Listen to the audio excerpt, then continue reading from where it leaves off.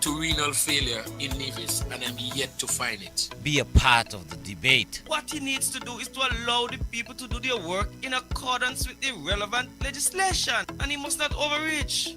Because when he makes those suggestions, he is, in a sense, misleading the population here. Speak your mind. Defend your country. Call in. Numbers to call: 869-669-7312. That's 869-669-7312 or 917-460-2187. That's 917-460-2187. On target here on 2020 Vision Radio every Saturday from 1 to 3 p.m. On target. Be a part of it.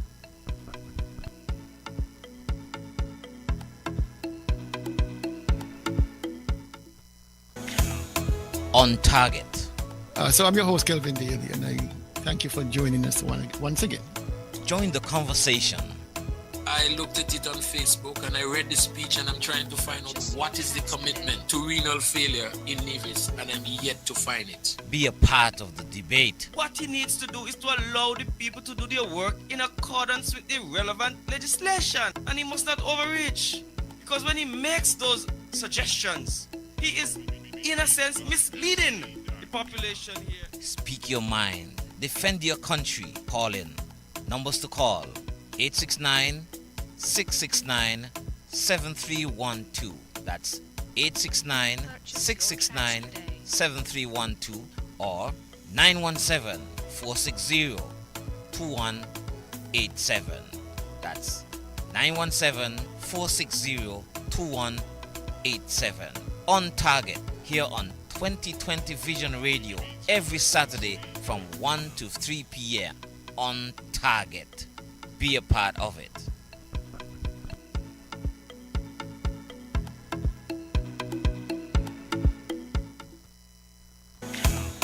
On target.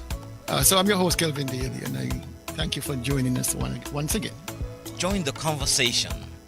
I looked at it on Facebook and I read the speech, and I'm trying to find out what is the commitment to renal failure in Nevis, and I'm yet to find it. Be a part of the debate. What he needs to do is to allow the people to do their work in accordance with the relevant legislation, and he must not overreach.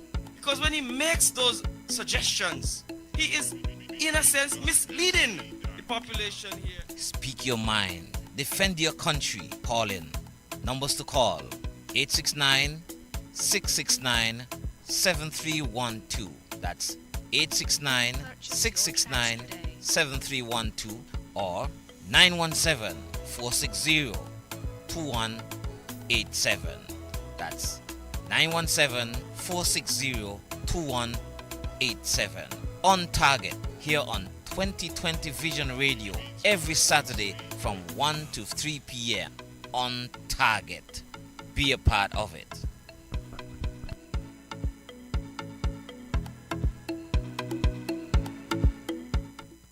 The views and opinions expressed on the following program are solely those of the participants and do not represent those of 2020 Vision Radio or its advertisers. Let us put our hands together for Papa Wheeler!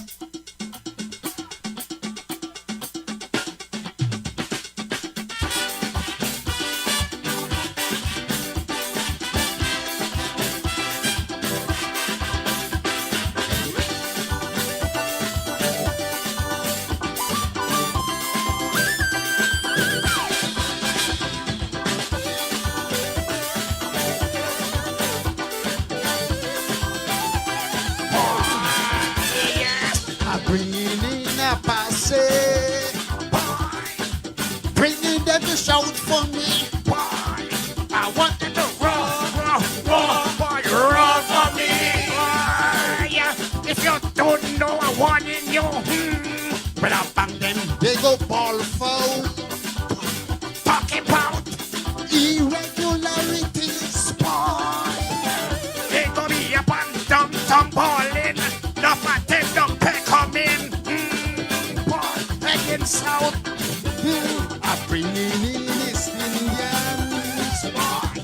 from the north, mi amiga and amigos, como esta bienvenida, la niña fiesta, bring them to shout for me. I want them to roar, boy, roar for me, boy. I go be mashing down the complex, yes. If they don't call me king, boy, I don't really like the doctor placing the campus suicide bomber, boy. Bringing them to shout for me. I want them to roar, boy, roar for me. Anything you want, you go get, boy. I'm mixing up the soca with some Hindi and some rumba, chutney and lavandera. I did no necessary, boy. Whisker lips and mercenary. Bringing them to shout for me. I want them to roar, boy, roar for me. Maintain your impulso, todo zombie and beater. Take it away.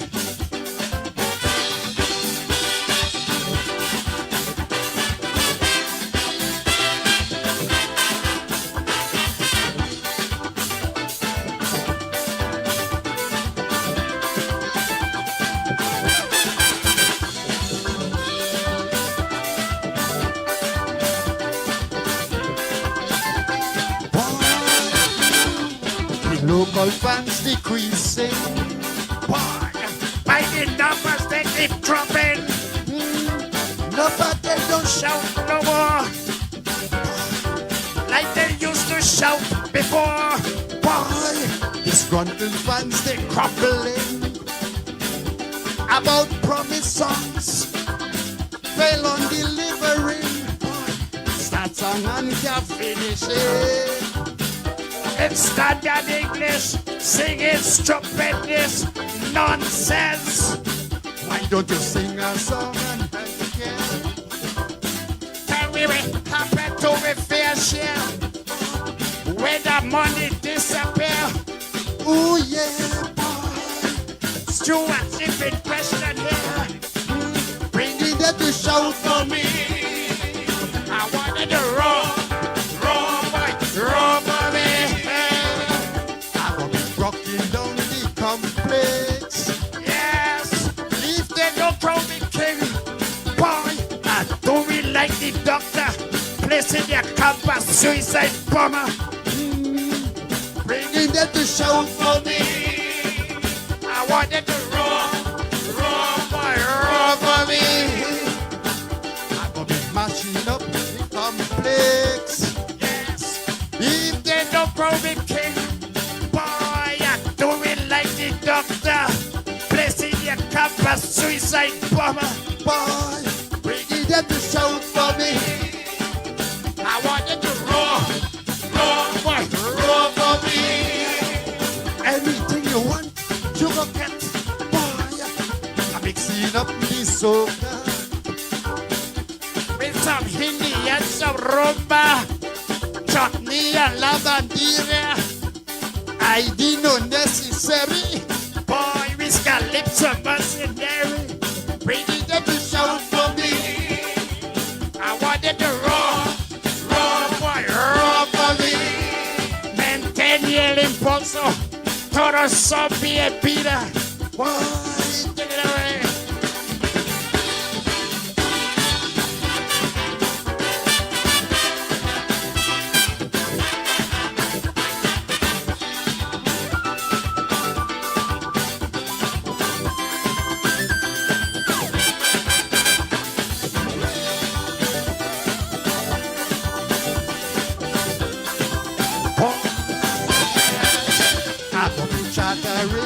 Airlines. See preacher, see taxi. Bringing them to shout for me. I want them to roar, boy, roar for me. You don't know. You got to spend big money if you wanna win monarchy. I go got the diaspora. 420 in my corner, boy. Share the life, boy. Press like subscribe, sharing. All here in the diaspora's king. Your kingdom is knocking down your airport. Knocking down hospital walls. Training Geothermal. Let the Jewish people sing the song. These Hebrew boys don't understand. Better than you shout for me. I want it raw for me. Broken down the complaints. Yes, if they don't grow me king, do it like the doctor, president, come suicide bomber. Ready them to shout for me. I wanted to raw for me. Anything you want, you will get. Yes, I'm mixing up the soca with some Hindi and some rumba, chutney and la bandera. ID no necessary. Please calypso mercenary. Ready them to shout for me. I wanted to raw for me. Prendete el impulso. Todo son bienvenida. Take the momentum. Everybody is welcome. Thank you.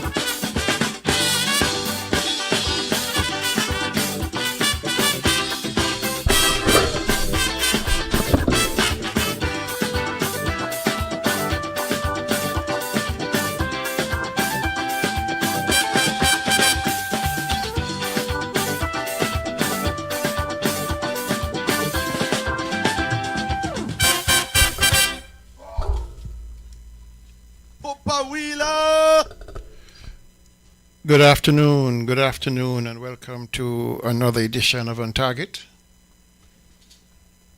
Oh, my mic was down. Good afternoon, and welcome to another edition of On Target. And as usual, on a Saturday afternoon, I'm your host, Kelvin Daly. And in studio with me, it's just me alone thus far. I am assuming the guys are on their way. Normally, Tulu will be here by now. I hope he is on his way. And of course, Danny is normally fashionably late, given the fact that he has obligations to teach languages to our young people up there at the flats in St. John's. All right, but let me say good afternoon to all those who have joined us here on 2020 Vision Radio and in particular on Target. If you're on the FM dial, Twitch, YouTube, and of course the Facebook feed, special good afternoon to all of you. And of course, special recognition for those who made podium today, five. And back on top, the man himself, Kittishan King, back on top, followed very closely by my queen over there in Bath Village, Iona, Muchacha Door in number 2. Burl Jones, the man himself, is number 3. 4, Olivia, the queen maker, David, is number 4. And number 5 over there in Montchat Village, Hildred Davis is number 5. And of course, we always appreciate all of you. So, number 6, Robin Latham, never misses a show these days. And of course, the lovely daughter of Iona, Adele McClendon, she's in the house. And so is Ingrid Daniel Farrell, IDF, over there in Virginia. And Catherine with a K, France, she is in the house. Good afternoon to Catherine. Sharon Stapleton, all the way up in Boston. Good afternoon to you, Sharon. I hope you're doing well. And of course, Michelle Liebert, further north up there in Canada. And also in, let me see, we got another Canadian. Yeah, Gemini is up in Canada also. But we have Cecile Hobson. She's dropped way down the line. I have to have a conversation with Cecile. Normally she's up in top 5 or 4 or something like that. But she has been delinquent. I got to find out what's going on with Cecile. Cecile, what's going on with you? You know, I have to come and see you, find out what's happening. Tonya Powell down there in the wonderful, great state of Texas, where everything is just spread out large. Good afternoon, Tonya. Alvi Davis is with us, and so is Marcy Yelna up there in Canada, I believe she is. And down there in San Martin, Norma Jean is with us, and Muriel Brown also with us.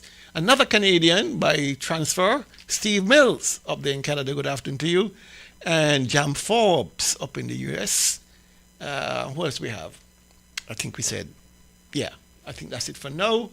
If you know somebody who ain't yet on the feed, give them a link and say, listen, we got a good show today as usual. And if you want to be a part of the class, yeah, you ain't a charge to it. It's free. Education is always, in my view, should be free. And so we educate each other on this program. Thank you very much for taking the time out of your busy Saturday. All right. So, all right. Where we start? There's so much going on. I'm not certain we can cover everything today because, ooh, man, it's been busy. All right. We start at home, right here. And as usual, I would say that normally when our Prime Minister does something that is not kosher, I would call him out. But I think he did something that was very kosher in my book, and that is, of course, he would have made a commitment for aid to Cuba and the tune of $500,000 US in $100,000 installments. And so, my Mr. Prime Minister, you have my full support with that. My only wish, of course, is that the Treasury could have afforded more, because Cuba has been a friend to all of us in the Eastern Caribbean, all of us in the Caribbean, in the diaspora, wherever we are. Cuba has been there for us. They're going through a hell of a time right now with the embargo, and therefore things are very, very, very tough. And so I do appreciate the saying, one full basket. And so, Mr. Prime Minister, my hat is off to you as you made that commitment to the Cuban people of $100,000 US in $500,000 in $100,000 installments. You have my full support on that one. All right. Now, following up on that, this week, there was a vote in the United Nations brought by Ghana, I believe it was. Let me make sure I got brought by Ghana, resolution brought by Ghana. Remember, resolutions are non-binding agreements, meaning you don't have to really, it's not legally binding. You can simply agree or disagree. And so Ghana brought this resolution to the United Nations, and the resolution basically recognized that the transatlantic slavery was the greatest crime against humanity.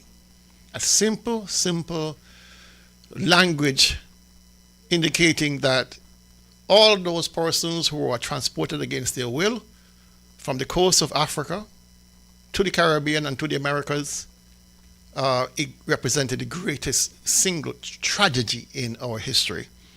And so that vote was brought to the United Nations, and it was the voting was very interesting. There were 123 persons who voted yes. 120 countries, who voted yes. Abstentions, the UK and European countries, which is very strange because they're the ones who really started this slave trade, especially Great Britain. And so they voted. They abstained from voting, meaning it's neither here nor there for them. And the three countries that voted definitively no. No. The great United States voted no. Israel voted no. Argentina voted no. Three countries voted no. It was, if you cannot bring yourself as a country to accept that the slave trade, transporting 13 million Africans against their will, many of whom lost their lives either from disease or were simply thrown overboard because the ship encountered bad weather and left to die alone in the dark Atlantic.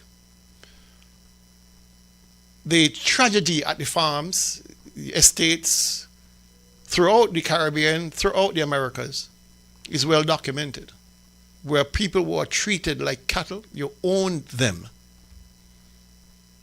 You sold their babies. You decapitated their men. You emasculated their men. You could not have a name. Whatever identity you had was stripped from you. Total domination, subjugation, murder. 13 million Africans, of whom we are the descendants.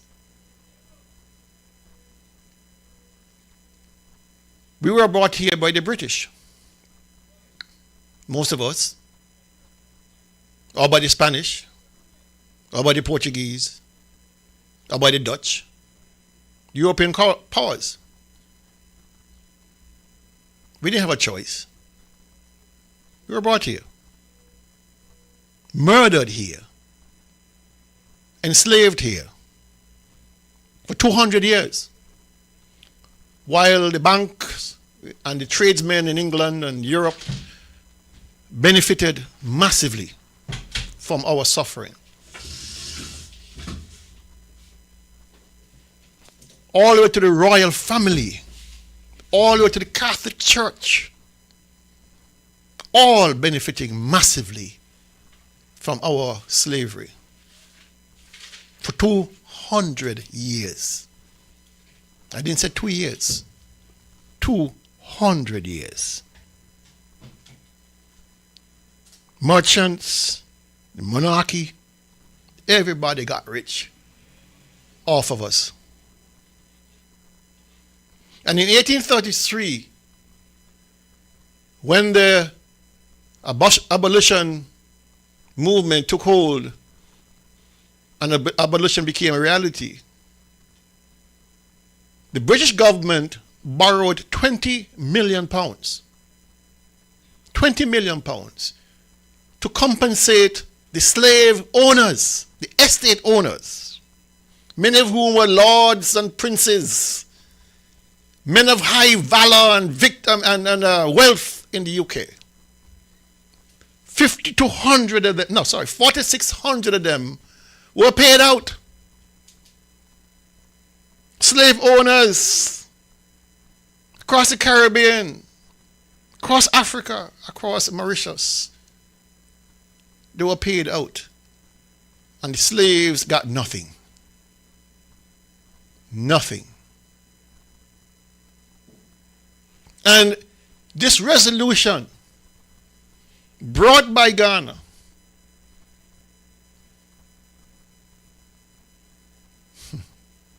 $200 and something years later, to say to the world that we must recognize this genocide against Africans, that it was the greatest tragedy ever.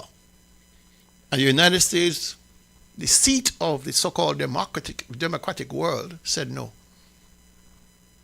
Israel, who many of us like to say is the land of Jesus, they want to go to the Wailing Wall and they want to see this and they want to see that, voted no. Argentina, who committed the greatest crime against black people in Latin America, murdering hundreds and thousands of them, driving them from Argentina, said no.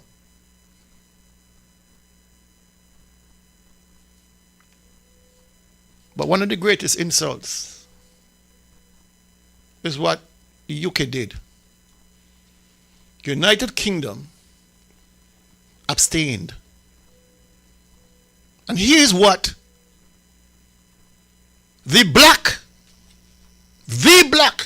leader of the Conservative Party had to say. Why the government? She said the government should have voted no. She was upset that the government voted to abstain. Her parents are from Nigeria. Her husband is English. She's the leader of the Conservative Party. Her name is Kemi Badenoch. She criticized the Labour government for abstaining from a UN vote. Because she says it may cost the Treasury and the government of Britain too much money. This is what she said. Britain led the fight to end slavery. We should not be paying for a crime we helped to eradicate. You know, there's always one or two. They have on the outer skin of a black person. But it's almost as if they have to prove they're not black. It's almost as if they have to prove they have no humanity, no strings to their blackness. Here was a chance for the record to be set straight. And she's saying to the rest of us, she's saying to all Nigerians and all Africans, we British, because she's no British, she was born in Britain, so we British cannot afford to pay or even recognize the atrocities that unfolded against black people in this world. A black person saying that. You see, I used to watch the House of Parliament in the UK. I love to watch it. The House of Commons debates, because they go at each other and people will say, yes, yes, Kemi, you know, hold Starmer, hold him. But there's always one. She has to prove she's not black. We have one here on Nevis, the same way. Oh, yes. The Premier of Nevis, same way. Black on the outside, cream on the inside. Black skin, white mask. I'm telling you, it is. When people will start, I don't know the woman that well.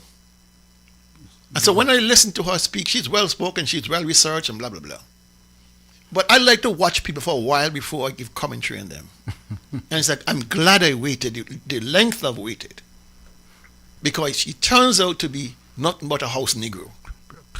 Big time. Nothing but a house Negro. The UK should have voted no, she said.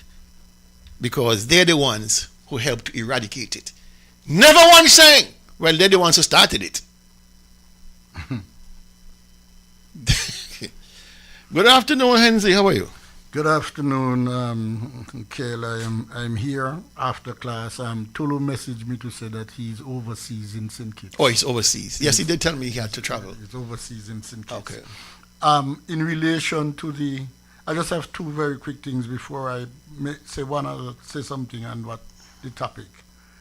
I was standing yesterday, Kel, in the park. I went to see the exhibition at the end of.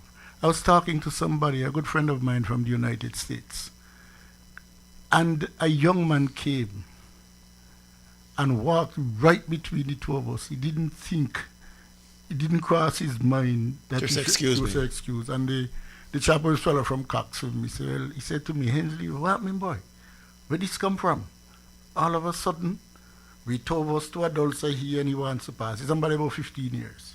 So I just thought I'd mention that today to remind your parents, please tell your children to exercise that level of good manners, because it's still the best marker of our culture and of our behavior.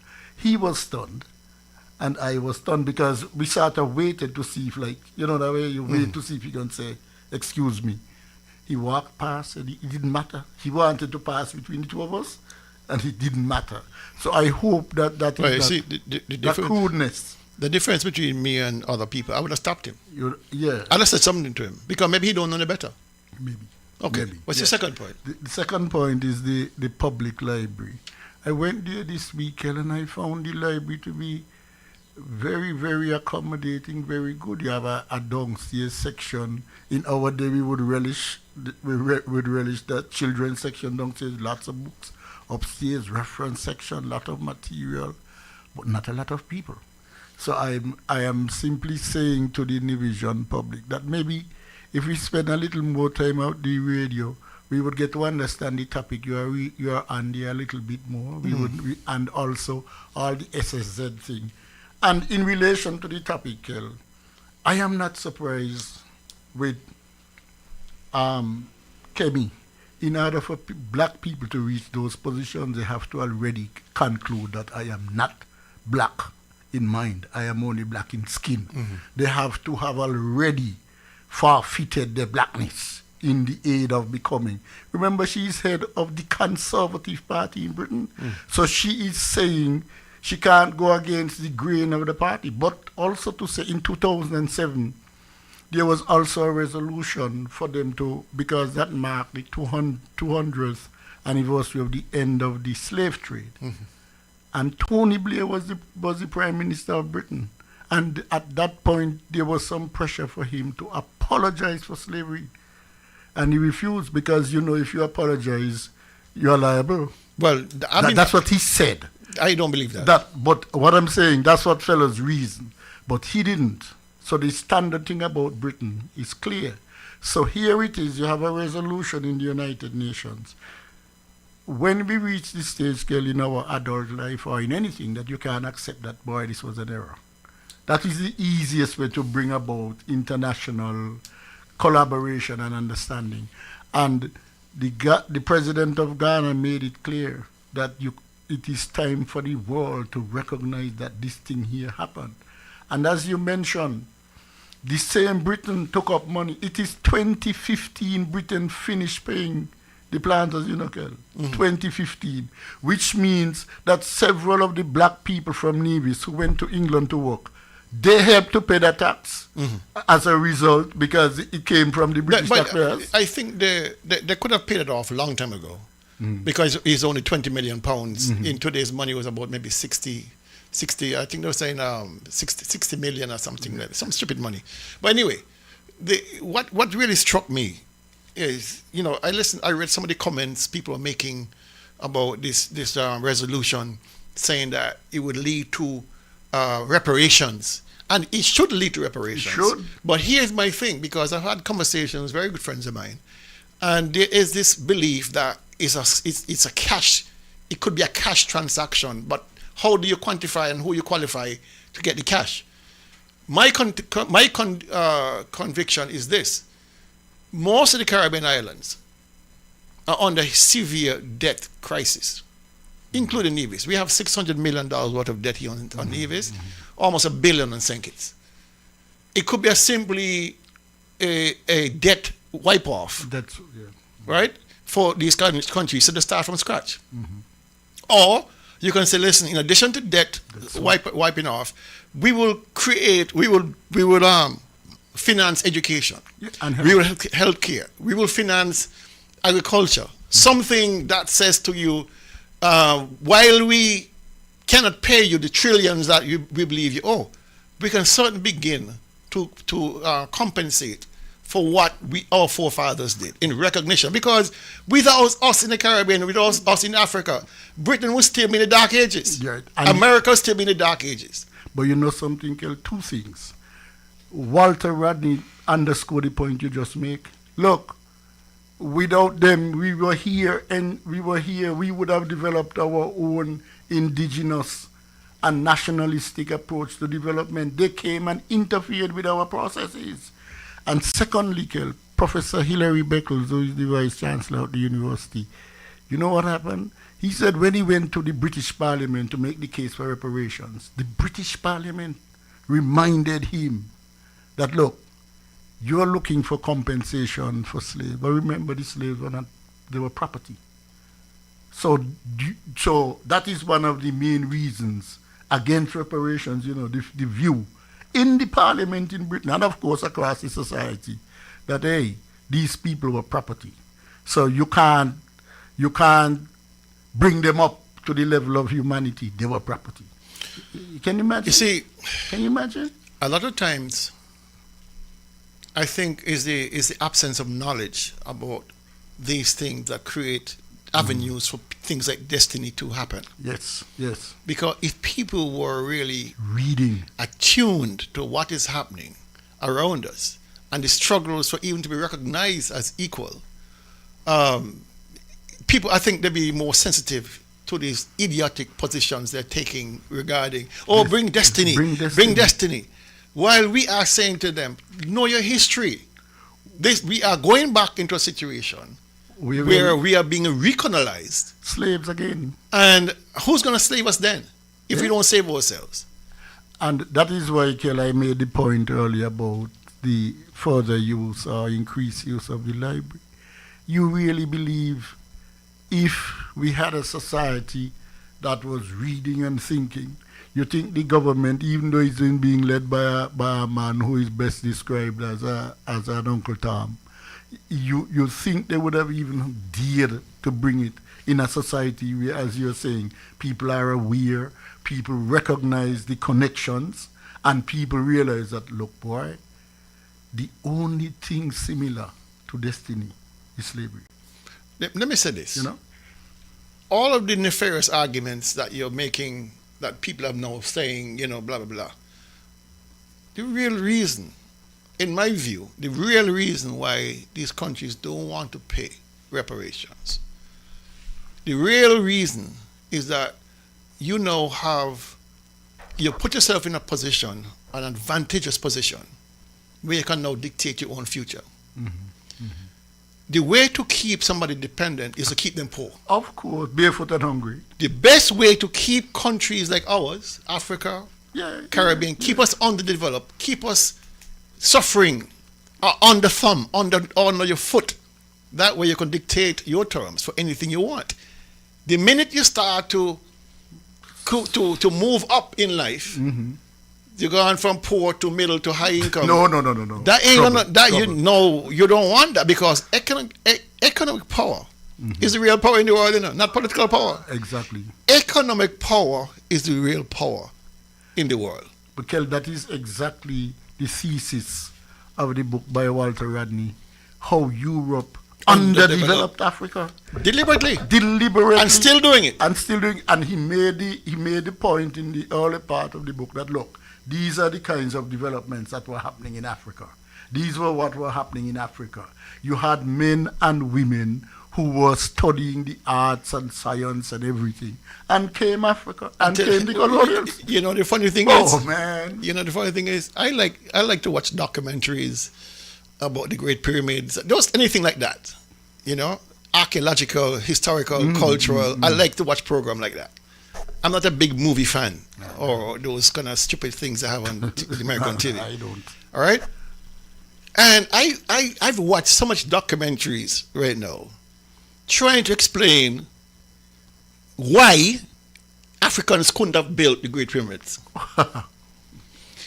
They spent millions in research to try to disprove that Africans built the Great Pyramids. The Great Pyramids of Egypt. They spend many millions to disprove that in South America, those pyramids were not built by the indigenous people. You know what? The most ridiculous thing. And the mayors. You know what they're saying? Given the exacting nature of these, that's too good for them. The geometry, and the fact that have withstood thousands of years of the elements, and the precision at which these stones were laid, and the weight of the stone. You know what I said? They couldn't be local. It's aliens build it. Yeah. From outer space. Oh yeah. So they prefer to accept aliens coming from somewhere out there in space than to give Africans the credit for the greatest engineering marvels ever that they're still trying to understand how they were done. Still up to this day, nobody has figured it out. So it must be aliens. Can't be Africans. But the link to that, Kelly, is this. I mean, even going up to school, how many of us know that Egypt is in Africa?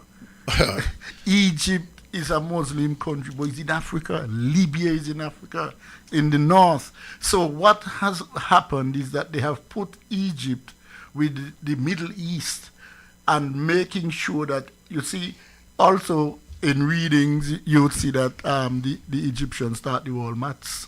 And the great pyramids couldn't be done by black people. And so you have this constant effort as Martin Luther King used to say, the constant effort to deny the Negro's contribution to history. If you don't know where you come from, you never know where you're going. And that is why Destiny presents, I would say to the Nivision people, Destiny presents a great opportunity for us to go and read. Go and check. That ain't gonna happen. Go and check. And or even if you're not reading, read about Prospero, read about what they're doing. Destiny gives us a chance to say no. To recognize that we're going in the wrong damn direction. Okay. Okay. Moving on.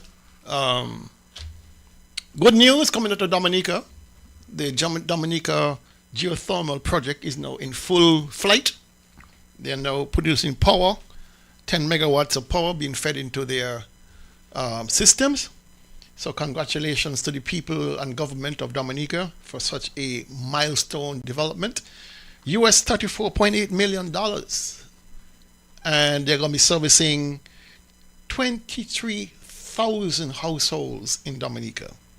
23,000 households will be online with cheaper power, renewable power, especially in this time of difficulty. What? With the war in the Gulf, with oil prices have gone through the roof, and people are cussing at the petrol pump. A friend of mine told me he paid $15 a gallon just 2 days ago, so you can expect perhaps you're going to reach up to $20 a gallon. I'm gonna start to save my my urine and just straight in the tank and see if it works. Well, you're a scientist, so you can confident it. You're a scientist, I leave that up to you. But you know something, Kel? I wish people in Nevis would understand what a tremendous loss we created among ourselves by allowing the CCM in government. This year, in a country like Dominica, the most significant impact, you were just saying earlier, is economic power that matters. This has a transformative effect on the Dominican way of life. If you can get cheaper power, and you and I know the rural nature of Dominica and so on, if you get cheaper power to those people, then it means that you can see the growth of light industries, you can see the development of a formal approach to connecting energy with industry, and they are going to leave us behind because we have been here playing footsie with our serious, and Kel, I'd say this, when we were in government and we started the process with geothermal, Dominica was not even on the horizon. The process, the exploration of geothermal in Dominica began, exploration I say, not production, exploration began in 2010, 15 years ago. That's 4 years after we started out. 2010, exploration started.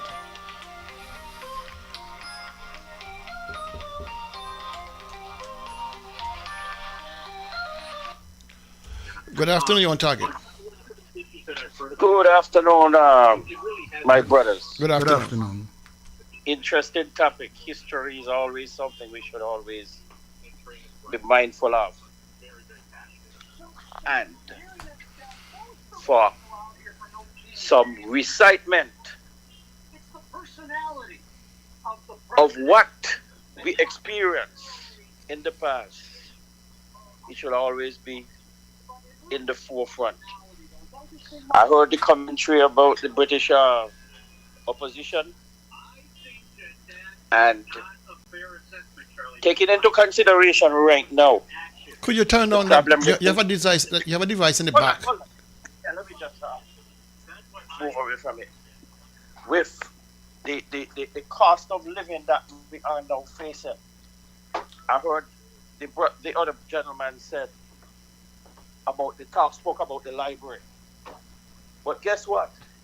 You see that channel, YouTube?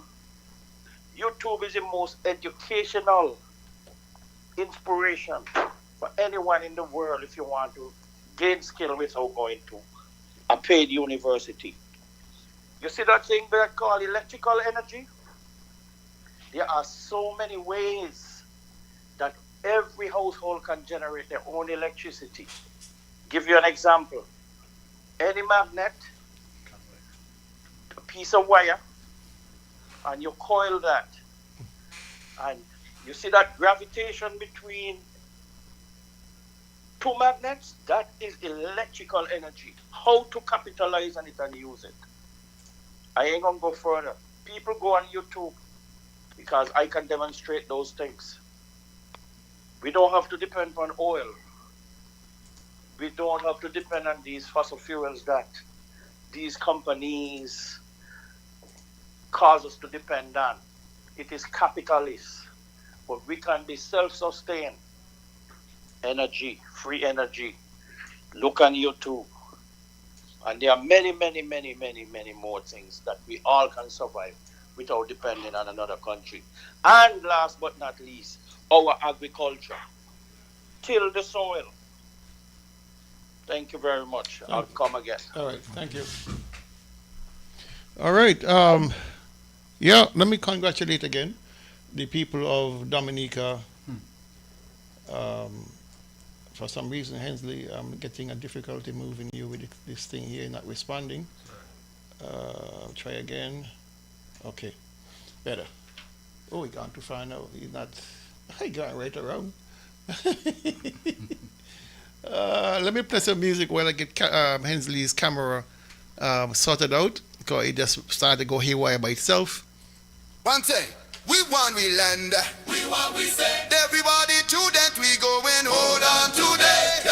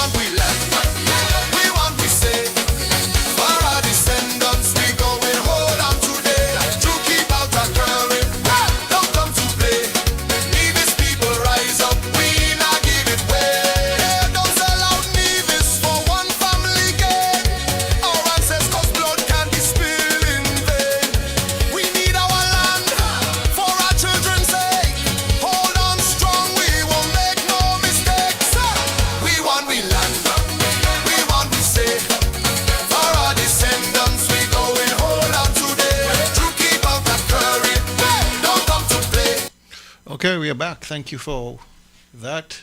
I'm still having some problem with Henry's camera. He keeps doing what he wants to do, and I don't understand. No, you can't have a half a head. I'm gonna try it again and see. Okay, so hopefully this one will fix it.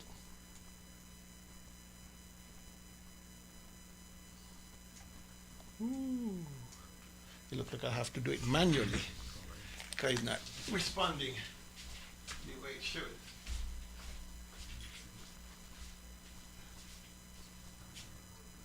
Okay. That's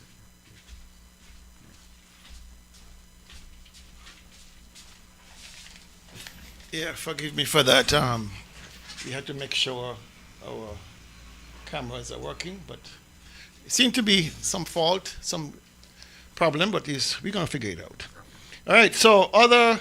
Oh, sorry, Kel, you were saying you want to congratulate Dominica for this achievement. Yes. So let me ask... Before you do that, I just want to share the fact that there are other Caribbean countries that are in the process of exploring geothermal potential. Grenada, St. Lucia, St. Vincent and the Grenadines, and of course here, St. Kitts and Nevis. And they're all supported in their endeavor by the Caribbean Development Bank. Right. All right? Go ahead. I was just going to ask, Kel, while you congratulate Dominica, what do you say to the Visions? What do you say? I say... So here we are as Nivisions, congratulating Dominica, while in fact we were, what do you call that, light years ahead of Dominica. They began exploration in 2015, We began much earlier, but through frightening levels of incompetence and unwillingness to ensure that the ordinary people in Nevis get the benefit of cheap energy. And of course, it has stalled economic development, because once you drive the geothermal project, we would have been ahead. Yeah. Okay, we're moving off of that to this. A friend of mine called me the other day, a couple of days ago, and said she smells a rat. Something is not right. Because she said persons are being called down to the Malcolm Gishard Park for prostate screening, and the screening goes well. People, are glad for the service of determining whether they have an enlarged prostate or not. And then a week or so later, they are called back for the results, and the results are not free. The results are $300. And furthermore, that if there is any detection of an enlarged prostate, then you're looking at $2,500 in the first instance for any treatment. Led by the Ministry of Health? I don't want to get anybody in trouble, but I don't think it's the Ministry of Health. Oh, I think these are private people, and I would hate to know that our people who go there in good faith are being scammed. If you have hidden fees, make them known so people can make the correct decision, because not everybody can afford. People go to the free clinics because they don't have the money to go to a paid clinic. And a person who goes there expecting to hear the results should not then be asked to fork over any kind of money if that was not made clear from the outset. That if that is the practice, they need to stop. That more than a rat. All right. That is more than a rat, Kel. That is. But just to say, Kel, I see at that time there was a pretty much well-established process for prostate screening with government and through Dr. Thwaites. They'd come every January. They'd do the screening. Fellows would go. I mean, it has grown significantly over the last. This is about more than 15 years now. And what happens is that they have nurses, and he has a team where you do your follow-up and so on and so on. So, but if the follow-up is costing you money that you weren't privy to, knowing that it will cost that, that's a scam. Well, of course. So something seems a little off course with that. Something is way off course with that. And I'm just asking persons to be forthright with any possibility of charges, so persons can be aware of it and not be caught off guard and believing that they were shaken down. All right, we do not want this kind of uncertainty in our healthcare. We already have enough problems with the delivery of healthcare. We certainly don't want to make our persons, or especially, of course, our men, feel that they've been set on for these kind of shakedowns. All right, so I'm just appealing to whoever it is, or whomever it is, or what organization it is, be upfront. Make it clear. Make it very, very clear. We don't want this kind of complaints coming out. All right. So Kel, that is a way of the psychological impact of that. You went last week, you hear you're okay. Next week you hear you're not okay, and then because people value health, and people would go into any length sometimes to find the money, and that is, you don't want to be doing that unnecessarily. I believe if I go to a doctor for a prostate test and they find nothing, they should pay me. No, if the suggestion came from you, it's okay. I'm just telling you. No, but if you take on your own free will, go interfere, go ask them to do it for you, then if they find nothing, they say, okay, so you pay for the screening, and that's it. I will pay if they find something. If they ain't find nothing for that act of violating me, they need to pay me. Okay. All right? Okay, I hear you. Good. I hear you. But you went on your own free will. Eh? I don't care. You know, I want to be compensated. Okay. All right. Now, I would have spoken on Thursday evening about the occurrence of yellow fever discovered in primates in Trinidad and Tobago recently, and we are only a stone's throw away by aircraft if we are considering either going to Trinidad or having citizens from Trinidad come here. All right. Now, this yellow fever virus is transmitted by a mosquito called Aedes aegypti, and we all see them around here. If you see a mosquito with a kind of white banded leg, that is the Aedes aegypti. They transmit the virus that causes yellow fever.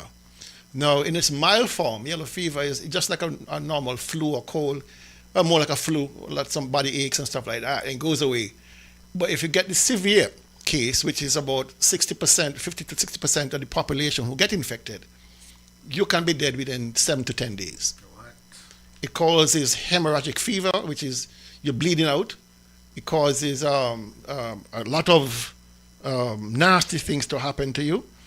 High fever, jaundice, vomiting, those kind of things. And I'm just putting you on notice that if it has been discovered in Trinidad, Trinidad is only about a 2 hours flight from here. There is a distinct possibility that it may arrive in the Eastern Caribbean sooner than you think. And so I'm just asking you to be cognizant of that possibility. And of course, if you are in an area and you have outside water tanks or any place where water is settling, try and treat that water so you don't have mosquitoes disturbing your peace and possibly causing disease. For those persons in the environment of the dump, Long Point, Budgeon Range, Bath, Prospect, Cherry Gardens, those areas, be on the lookout because we have thousands of tires down at the landfill, and they are filled to the brim with mosquito larvae because the tires are holding water. All right? It doesn't take much to start something like this. All right? And in that same vein of the solid waste, I was informed that a new shit pit has been dug, the size of an Olympic swimming pool. The last 3 are have now been full to the brim and overflowing, and so the government has dug a new one. You just back up your truck and dump it. You dump your sewage untreated into an unlined shit pit over there at Long Point, at Log Run, and it's a continuation of the same assault on our environment and the same assault on our health. All right, I do not know I don't know who is running this country, but they are not doing it right. They're not doing it right. We should not be exposed by such callous disregard for our health and our environment. You have something to say, Henry? Yeah, just to say, Kel, I think you and I agree that we are now at the point where we should be not just speaking to, but seeking to develop the sewage treatment plants. It's about time. We have to have the 3 components, the recycling and then also all the converting of waste to energy. There is enough money collected on that $25 work Every month. Every month. The Couple $100,000 a month. Here the citizens are paying the $25, and you just mentioned the possible outbreak of diseases resulting from impure environments. And so there must be some call on the government to establish this. Digging another pit is postponing the problem, or in the process continuing the problem, and not responding to anything sensible. It's not so difficult to get a sewage treatment plant going. You have institutions like the Global Environmental Facility and different institutions working through institutions like the Caribbean Development Bank. They can point you to people who can help you get these things done quickly. So why are we paying the government what are we paying them for if they can't address this? I know you have to take a deep breath. Yeah, I have to take a deep breath. I know you'll have to take a deep, because this is and Carol, this is I said last week and I say again. You just mentioned the possible outbreak of yellow fever, jaundice, and all that kind of thing. Well, when is health going to be on the top line of the agenda? And just to say, but how can health be in the top line where they want creating the environment for these viruses to occur? I mean, it's kind of oxymoronic to believe that. Well, that's why I said so. You have a minister of health, a senior minister of health, which is the premier. You have a junior minister of health, Ms. Nisbet, and they're the ones perpetuating this fraud at the dump. Taking people's money for no service, and you expect them to turn around and to invest in a sewage treatment plant. Let me tell people something. This government is so broke. They will find every avenue to tax you, to top up the treasury, to pay civil servants, to pay their friends, to pay the advisors, which we don't need. And so rather than that money being earmarked for the development of the solid waste facility, it's going to everything else but the solid waste facility. So the solid waste they collect hundreds of thousands of dollars every month from well-meaning divisions who have never once publicly protested against paying their fair share of garbage disposal. I don't dispose of my garbage through the public system. I do it myself. I deal with my own waste. You understand? I still pay. Yeah, you I still pay. I never object. No. Right? The problem I'm finding is that you are misdirecting the monies that were supposed to go directly to financing the operations at the landfill, to make sure they have sewage treatment, to make sure they can properly dispose of the tires, they can dispose of all the organic waste, they can make sure that the combustible materials are dealt with different to the heavy metals and all kinds of things like that. That recycling is a big part of the process. Instead, what they get is a subvention every month, just enough to cover wages and fuel. And Kiel, that is why I was saying earlier, which you just mentioned, the whole business of recycling, the whole business of garbage treatment. I mean, how is this not a major issue to address in the society? How is it not? But are we going to wait till when you have a possible outbreak of some more infectious diseases, and then all of a sudden you scramble?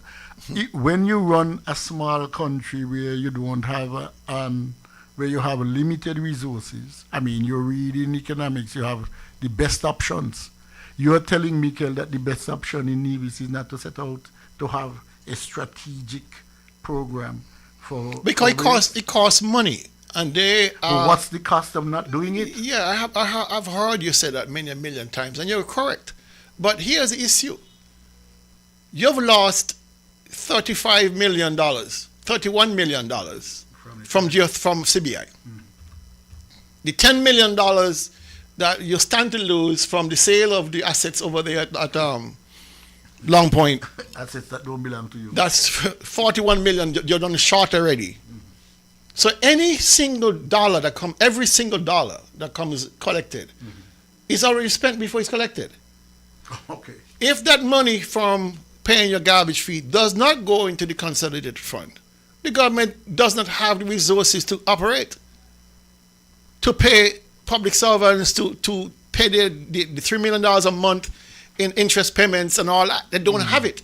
And so they are robbing Peter to pay Paul. You have a government that is in free fall, that has no way of generating income outside of taxation. What? And so every chance they get more taxes without increasing any commensurate increase in productivity. And so you end up in a situation where we, the taxpayers, we are burdened to the hilt without getting the kind of services we deserve. Who among us here, to be honest, whether you're CCM or NRP, who among us here can say say that this is a political issue, the issue of waste disposal, the issue of protecting people's health from diseases? These are not political issues by nature. No. You have made them political by not doing anything about it. You have two ministers of health, two. And you tell me between the two of you, you cannot come up with a process or program to address all of these ills? You see, they say we complain, that we on the opposition complain about everything. We are not just complaining, we are pointing to you, your failures, so you can fix them. Of course. I don't want to get sick. Nobody does. You think I want to get sick on the altar of politics? You think I'm pointing these things out because I want you to fail? I want to succeed because I want to have good health. Of course. I want, when I go to the hospital, they have all the requisite equipment, that I have all the best trained people, that I can sleep in a comfortable bed. Mm-hmm. This is not political things, but they're made political because you as a government has not done what you're supposed to do. Mm-hmm. Because, Kelly, we had a highly efficient manager, Colin Lawrence, used to manage the place, and she would call you regularly and say, we need help with X, we need help with Y. And so gradually, as I said, we were moving materials through off the site and so on. But the question needs to be asked of the Division public has to understand, Kel, based on all what you're saying. There must be a better way. There is a better way, and most importantly, they know that there was a better way to addressing the matter. The solid waste thing is not, and I agree with you, and the politics. Kel, you think it take 5 years in a government to address all them problems down there if you're just going political? No, you have to have a strategic approach to deal with the made components, and it is not happening. I just want to say one thing. You made the point about everybody needing good health care. Kel, even if you have insurance to fly you overseas, before they come for you, is at the hospital they're going to come in? The hospital has to be sufficiently equipped to even stabilize you so that when they come for you, they can carry you. Well, I'm a big believer in prevention. Me too. I don't want to get sick and then say I should have done this or done that. No, before. All right? And so the issues that are caused, that can cause and will cause disease among our communities are fixable. They are fixable. They're small. You understand? But you have to have the commitment to do so. You have to have it. All right? And right now, we're not seeing it from the government. It's raining cats and dogs outside. I love to hear that rain on the roof. Yes. If I was home, I'll be lying down in my bed, curled up. I love to be lying down when it's raining. But I'm here in the studio with you guys. Let me take a break for a cause. We have to play this ad by Pico. Pico, the way to go for residential, commercial, and industrial wiring, data, security, UPS, and generator installation. When you need electrical work done now, done right, done at an affordable price, contact Pinney's Electrical Company. Call or WhatsApp 665-1916 or email pico_1166@yahoo.com. Pico, the way to go. All right, Pico, the way to go. Good man. I just saw a message from Dulce Penny down there on St. Kitts. I was wondering why I hadn't seen her on the Facebook feed, and she's saying she's listening via radio. She simply cannot see us. Dulce, good afternoon to you, my love. I hope you're having a wonderful day. And I'm glad you are listening on your device. All right? Okay. And of course, all the other persons on St. Kitts who... You have to check in with Dulce first. Yes. Dulce first, then any number play. Any number That's after how that. it goes in St. Kitts for you. Yes. She has been with me from the beginning. And she has never wavered. And she'll be there until death. And I tell you something, Dulce is as red as you can get in labor. I know. But she's also fair-minded and can take criticism and, I love her. She's a genuine soul. Big time. And she'll tell you, boy, big time. Leave my prime minister alone. Well, of course. But she does it in good will. I think, you see, if we had more people like Doll, I think we'll have better governments. Yeah. Because I don't think she's one to not tell the prime minister of all the criticisms and all. I don't think she's that kind of person. She's a God-fearing woman. And I think she will speak her mind honestly to the prime minister. And of course, the former Prime Minister, Dr. Douglas, which I think she's very close to. And so, Dal, we in the studio here appreciate you, darling, very, very much. And they don't stock those kinds after that. Rhonda Brown. Rhonda Brown. Mine. I know what Rhonda asks you. I have a sense. I glad this phone ring here. I know what Rhonda is Let's stop asking. there. I gotta listen to this phone here. Let's leave alone. Good afternoon, you're on target. Hello, good afternoon. Oh, we lost that call. We had a call, but it dropped out. So we'll continue. All right. The poultry processing plant update. Oh, it's coming in on the other line now. Good afternoon. You're on target. Good afternoon. Is now a good time to call? Yes, it's always a good time to call. Okay, great. Good afternoon to both of you. I just wanted, this is Carlin Lawrence, by the way, I just wanted to remind Mr. Daniel and the listening audience that back in the day when Mr. Daniel was the Minister of Health, he did secure some land, about 5 acres, I believe, 5 to 7 acres, so that a new landfill cell can be constructed, because it was already determined even back then that the landfill was above capacity. It's above capacity to the point now that you can't call it a landfill anymore, really. But those lands were secured under Mr. Daniel's leadership.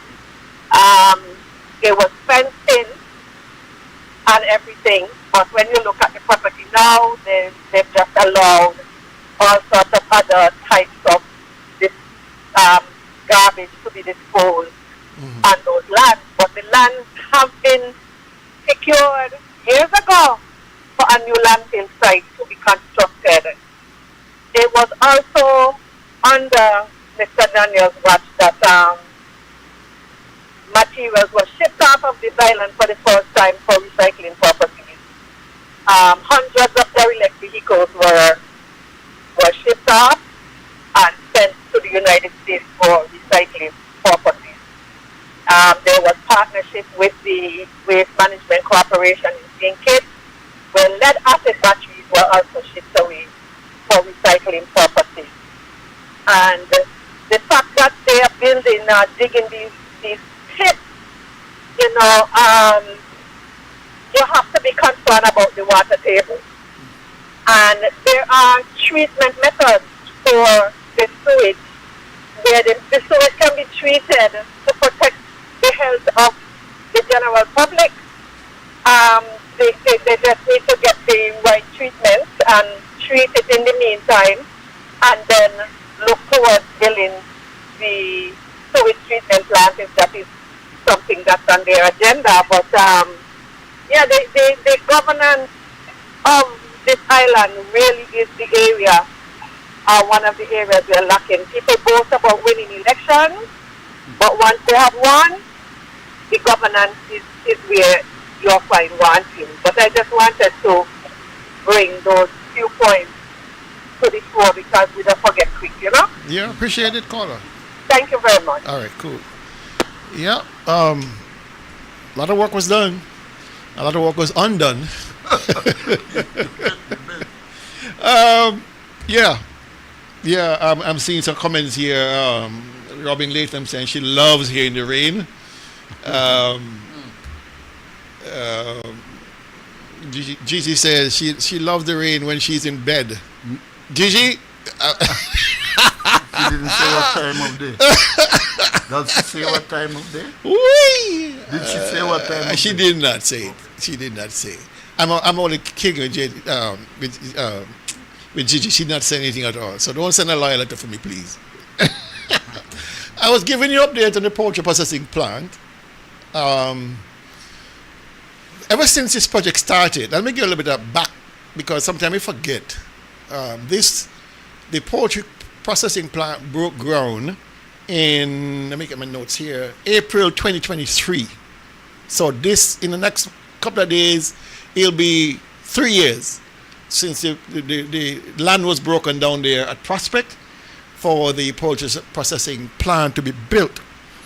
The equipment arrived in Ireland in April, May of 2023, and they are currently in storage over there at Long Point at the tune of, I'm told, $3,000 per month. We have been told by the Premier and the Minister of Agriculture, Eric Evelyn, that they would have expended the grand sum of $250,000 to procure the equipment, and it's been 3 years. And with the way these guys are going around constructing this plant, it could be another 3 years before this plant is even ready, because they're going through, every few months they seem to be going through a catharsis. Every few months they seem to be going through some design changes. They cannot yet decide exactly what they're doing.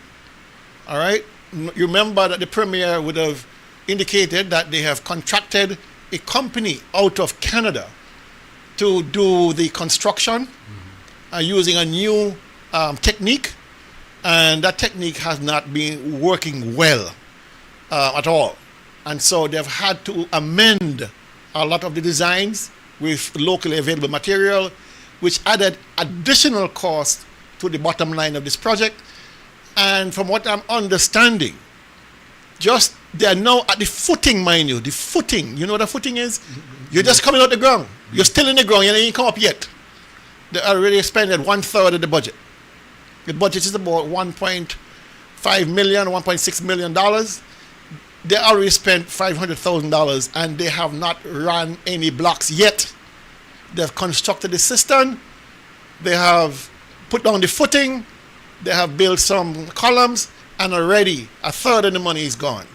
I can guarantee you, as them people from Louisiana say, guarantee that this will be another boondoggle, that this will be another Alexandria Hospital. It don't stop.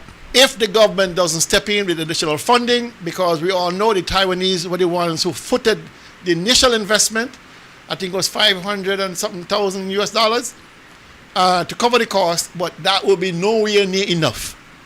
Nowhere near enough to finish the building as designed. And the designs, every time there's a change in design, there's a change in the cost. And the change in the cost doesn't go down, it goes up. All right, I went down to the site there, and it's a sloping land. And you all know in Nevis, everything is sloping towards the sea, towards the west. And the way they have built it, to what we call catch level, is 7 feet off the ground. To catch a level is 7 feet to catch a level. Means, therefore, you have a building that measures, I think I have the measurement here, 132 feet long, 52 feet wide, 7 feet to catch the level. You know how much it'll cost you to fill that with dirt?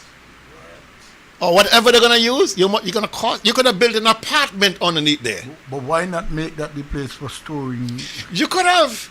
Storing feed or something. Storing supplies or. I want to live there. Yeah. I'll go on and put a bedroom on there. Or maybe it might be good to have whoever is managing the place, 7 feet is a ceiling height. Yeah, of course. And so. And you go up one more and then you're good to go. So, from all that we understand, there's no way this project can be completed on budget. And no way it can be completed on time. When is the time? They haven't been on time, so it can't complete on time. Because I am almost certain, and I just, as I want to ask you, you're the agriculturist, you're building the plant, aren't you now supposed to be making arrangements for the supply of feed? And supposed to be making arrangements for the production of chickens? And aren't you now supposed to be making arrangements for incentive for farmers or arrangements with farmers? Is it that this has to go and then afterwards you begin? I looked at something on Facebook, Kel, and you said it's 3 years now. And the way the guys were talking as if is last month we say we're going to do it, and then we start this month. The people really have to be mindful that they are being taken for a ride by the government. A government which broke ground on a facility for 3 years and paid how much money per month? $3,000? $3,000 a month. So 12 trees are 36 times 3, that's $108,000 you've paid for renting. For storage. For $108,000 for storage. So, Kel, isn't all of this supposed to be done? Let's take this call, see what's going on. Good afternoon, you're on target. Yeah, good afternoon, gentlemen. Good afternoon. You know, I always have a lot of interest in local produce, always. And I always like the idea of the fall farm. But for some reason or other, things just ain't working out right. Now you have a situation where, and you say you will offer your service to them free of cost, free, no charge. You have a man on the ground who knows the thing. You have to go to Canada and Trinidad for them to come to tell you just what you know and how you can run the project. Well, this is when government can save money. I mean, you send a man, you send to Trinidad for a man to come to look over the project. And you had contact with the man, and the man is saying that the project ain't ready.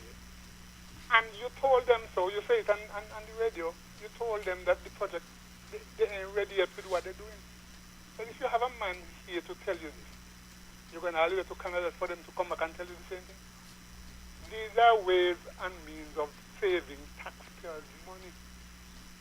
We need, this government doesn't seem to have no concern about saving the taxpayers of the country money.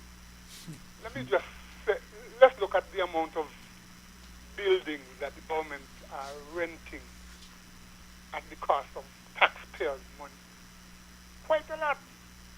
And there's no work, there's no repairs are being done to their building to say, well, let us try do some repairs so that they could save some money in the government.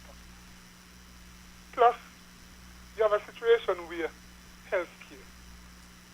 I said from since the government when the government and they gave this young girl the position of Minister of Health.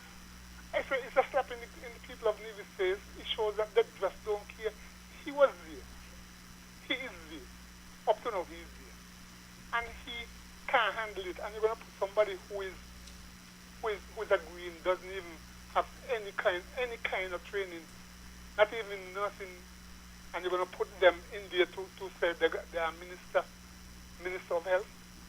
How can they represent people here in Nevis, never mind abroad? And as Henry always said, you have to dance a yard before you could dance abroad. And so, way back, I remember, and I always talk about that. A few years back, there's a team came from the United States to do some kidney screening. And the minister said, I would not sanction it. And if they have to go all over it, I would not do it.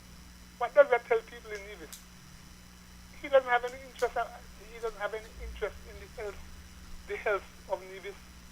I mean, you have a hospital that is running something like over 8 years now, and there's no sign of it being complete anytime soon. Man, see, I am saying it, and I will go along. I don't like to call people names, but I'm going to join with Floris and the guy from over back there. I believe it's time for this government, this failing government that we have, that the government that we have, that doesn't care anything about running the country. Pack up and go, man. Pack up and leave now, so that the country could go forward. Right. You said that the country are running on fuel. You said so, you know? You run the country. People already are insult to the people of Nevis. Let me say, you drive, people who drive, and they drive behind a car that brings out a lot of black smoke. You can't drive close behind them, the car you might put up. That is the kind of thing that you will get when you say your country running on fuel. Well, if you can't run behind them, what do you think will happen? You're gonna put up. So it's time for them to move out from there and do it in peace now. So the country could go forward. The country now move nowhere, gentlemen. This man have to rely. Everything comes from thinking. Everything. Think it. Oh, Harris was the best thing ever happened. He's the best. As soon as he pulled the rug from under Harris, he said, leave it around and do it. After Harris would have spent over some $500 million to Nevis, and still Nevis over $500,000 and counting. 500 million. 500 million and counting. And these many friends to go, man. After all, you only see for yourself. All right. Just the country, man. Thank you, brother. Thank you very much for that call. Country, man. All right. We got to move on because time is slipping by really fast. Yes. And we have some other areas to cover. Man, you have any kind of material. Once this premier is in office, you're locked and loaded with material. All right.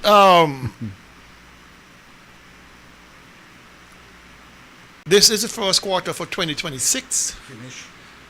Finished in the bag. We should have had the resumption of work or the start of work at the Vance Amy International Airport as promised in the budget presentation in December of 2025. We were told all throughout 2025 that the financing has been secured, that all the T's have been crossed, I's dotted, and they're now waiting for the final designs, engineering drawings to get done, and blah, blah, blah, blah, blah. Now, somebody called me and told me I need to listen to On Point, which is the show hosted by the former minister from Obaso in St. James. And when I tuned in, I was the third person viewing. I kid you not. I was number 3. There were 2 people watching. And I know he knew I was watching because, blah, blah, blah. And so I was waiting for the update on the Vance Amy International Airport development project, because he, of course, is the point man appointed by the Premier as the advisor for international development, and in particular making sure that the Vance Amy International Airport is under his guidance. All right? So he spoke like this and said this. So listen very, very carefully, and we'll come back to a discussion. Secured the financing for the ear side of the project. We have secured that. Now we have had the approval of the financing for the land side of the project, which includes the terminal, the new road, the customs building, the fire hall, the tower, enhancement of the tower, and the likes. But even though the Republic of China Taiwan has approved that loan, they are waiting for a guarantee from the federal government. And that approval of that loan was done somewhere around November, December last year. We had that approval for some months now, and we're waiting for that, that guarantee to be had, so that the Republic of China Taiwan can disburse the necessary funds. Oh, wow. Wow. You need to take a deep breath. If you recall the town hall meeting the Premier had, his government had last year, I would have asked the Premier the direct question: what are the sources of financing and how are they being secured? And he was quite forthright and listing the 3 sources the federal government would have allowed National Bank, signed off on the $20 million loan from National Bank that was designed for relocating landowners and property owners who will be displaced by the project. $19 million US from the Taiwanese. That was supposed guaranteed by the federal government also, and of course 26 million US dollars put forward by Mr. Drahi. All right. Now, what we're now hearing from the advisor with responsibility for the airport is that the Taiwanese have the money, they're willing to lend the money, but the federal government is balking. The federal government is reluctant to sign off to guarantee the loan from the Taiwanese government, a loan of 19 million US dollars for the airside.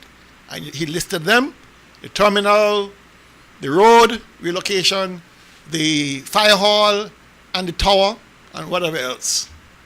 $19 million. That's 20, that's 30 million.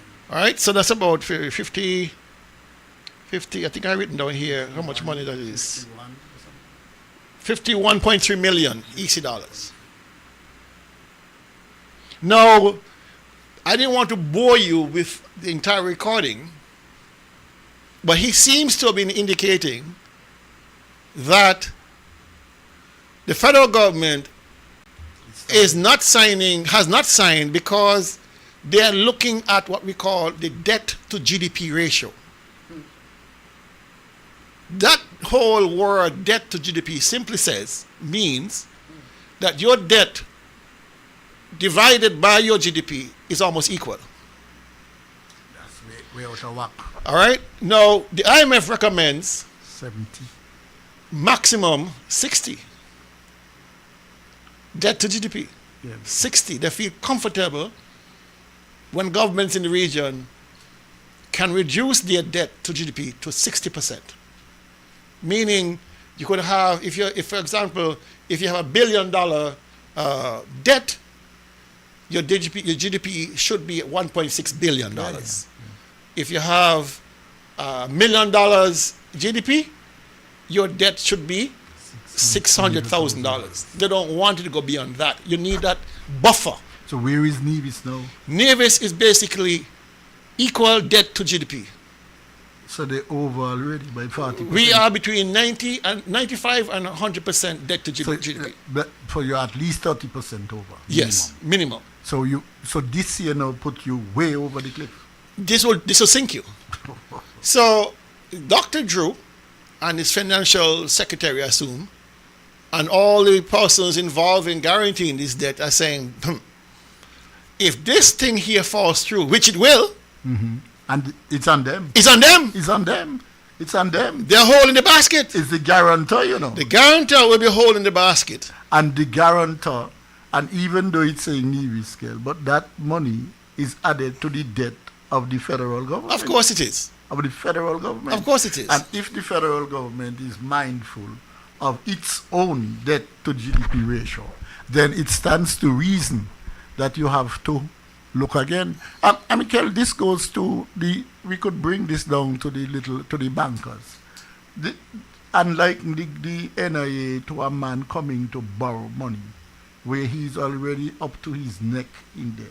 How then, and assuming, of course, well, not assuming, the shareholders' money, that you take up the bank's money and you give him when he has shown one, total recklessness in managing money. But Hesley, let's put it down for people to understand.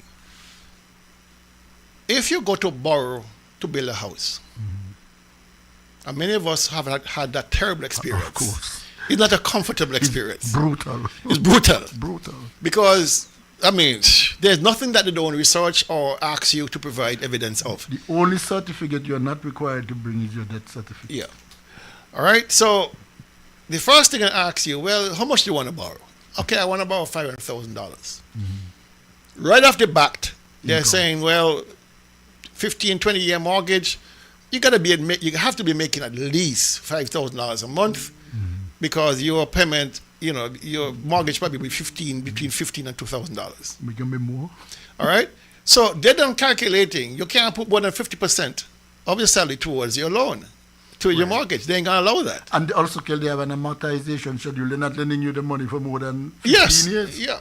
So the same practice that the bankers are executing on you as a private person is the same practice international organizations are looking at the federation to say, if you want to borrow from us, but tighter, how are you gonna pay it back when you got this huge debt to GDP ratio? What Dr. Drew has been doing is actually the debt to GDP has actually climbed up under him. It was very low under Timothy Harris. I think it was down to 58%. He has now edged up to about 62%. We're still in the ballpark. And it's projected to go even higher because of the shrinkage in CBI receipts and all that. And this global war now is going to make it even worse. We're going to climb even higher. So this environment that we are in and heading into does not lend itself to more borrowing. No. Sorry. Why do you keep fighting with this thing every day? I'm not fighting it. It is just dropping. Go ahead.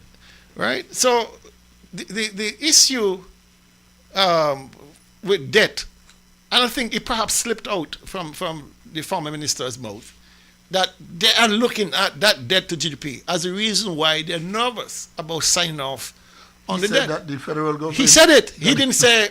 He said they mentioned something about debt to GDP. But we need this money. Yeah. We need this money. That's what he said. They're talking about debt to GDP. We need this loan. We need a good airport in Nevis and a good airport in St. Kitts so that they can complement each other. He went off the rails. Completely went off the rails. And so, they're looking for a scapegoat. Which is always the federal government. And the scapegoat is Dr. Jones' government, just like Destiny. All it's always the federal government fault, as if they are not members of the federal parliament. They sit there and say nothing. They sit there like three bumps on a log and say nothing. They have no criticisms to make of the government. But when they get in the private platforms, they think it's fault. But say it in the house. No, but when they come to Nevis, they don't say anything down there. But when they come But that's what I just said. Say it in the house. We sent it down to represent us. Say it to his face. Who? Man, you're squeezing us up here. And then you put on his strap some more. Well, listen. We are paying through our noses to accommodate these fools. We are paying salaries to these fools to go down there and say nothing. They contribute nothing. They take our allowances, they take our salaries, and they produce nothing. But when they come back to Nevis, they start to ball. They say, it's them. It's Abbey project. What you holding the project for? Say it in the house if you're man. But Kel, isn't it fair to the federal government? Did you not say, and have we not said this several times, the consultant says that based on the expenditure and the returns, this project here is not viable by a long shot. So isn't it fair for the federal government to say, boy, how are you going to lend money to a project that is not going to even raise its head in years? But listen, folks, you can always recall, I've always stated, based on the consultant's own report, the airport is expected to generate maximally $800,000 per year. $800,000 per year. US. And the operation cost? Get into that. 800,000, just about 2.3 million EC dollars. Right? That's generated revenue that they expect over the year. But the cost per year to operate the facility, human resource, maintenance, electricity and water, utilities, over $5.2 million per year. Now, if you're generating 2.2, and you're spending 5.2, you're losing $3 million per year. So who funds that? And when I brought that figure to Brantley at the town hall he had, you remember what he told me? Sometimes, and I told him basically the dance can't pay for the lights, based on their own consultant's report. Yes. He said basically that sometimes you have to basically, to paraphrase, dance without the lights. Oh yeah. He said basically sometimes you have to eat those costs to get what you want. Who will eat them? So you want to take that argument to the federal government? Where? For them to sign off? You crazy? So they become liable for your loan? No, that is kindergarten logic. Dr. Hodge, from the very onset, the first town hall they had on the airport project, asked the very basic question. Viability. Where is the data to support the viability of this project? Yes, I remember that. You remember that, right? Yes, yes, yes. The whole world had her. Yeah. What informed this project? Mm-hmm. Zoo could answer. But nobody could answer. There is no such viability. But you know who answered for Dr. Hodge? The consultants. Yeah. The consultants put it in real simple language. So we have not yet heard from the Premier. He's looking for the guarantee from the federal government. Well, he has got the guarantee for the federal government for the National Bank. They are struggling whether they want to commit to the $53 million loan from the Taiwanese, which will make their exposure $73 million. We have not heard from the Premier. As a population, people, as a population, we cannot allow the Premier to slide on this. We must be informed of the guarantees asked for by Mr. Drahi for his $26 million loan to the government, for the hangar where he will park his private jet, for the runway, for the fuel depot, all those things his money is being financing. We must hear what guarantees he's getting. Will he be getting the keys to the airport until this loan is paid back? How does this loan pay back to Mr. Drahi figure into the loan payback to Taiwanese and National Bank? Where's the plan of action? You know, on the same broadcast, I hear Zook talking about some golfer was here, and the golfer said he wished he had a direct flight to Nevis rather than going to St. Kitts. So you build an airport for one person? So when all those millionaires and billionaires go to St. Bart's, and they land in St. Martin and ferry over to St. Bart's, I don't hear them complaining. If people want to find you, they will find you. If people want to reach you, they'll reach you. Right. Right? This emphasis on these well-heeled people who want convenience. And you are going to bend over backwards to get them convenience. For what cost? At what cost? For our taxpayers? To bear the brunt? So we can have money for our children's education or the healthcare services? When we are busy paying back $140 million on top of the $600 million we already owe. Well, where the money gonna come from? It has to come from someplace, you know? It has to come from our pockets. And that's why we keep getting taxed and taxed and taxed. Because the government here has not grown the economy sufficiently enough for those businesses to now put in the share of revenue to support government activities. The money has to come from somewhere. Every year on this government here, on the Mark Brandy's government, is deficit spending, deficit after deficit. That is why we are digging a deeper and deeper hole. We are adding $30-something million to the debt every year. Where's it going to end? Who's going to say enough? Who's going to say enough? Mark Brandy like to brag, and the Minister for Ours like to brag. We are paying our debts. But at what cost? You're paying your debts. Yes, you're paying your $3 million a month. At the cost of education. How much did you shrink agricultural budget to make that happen? Health. How much did you shrink the budget for education and health to make it happen? Yeah. People, you don't get rich by being stupid. Drahi would want guarantees for his money secure. He himself has financial challenges. If he's going to lend you $26 million, he wants to make sure he can get it back with interest. What guarantees have you given him, Mr. Brantley? You have not said that. And we, the people of Nevis, deserve to know what guarantees have you given to Mr. Drahi for his $26 million. These are regular questions. And so clearly it may look like all of this money is being required to be guaranteed by the federal government. The 20 million already, the 26 million is for the ES side and the Drahi side.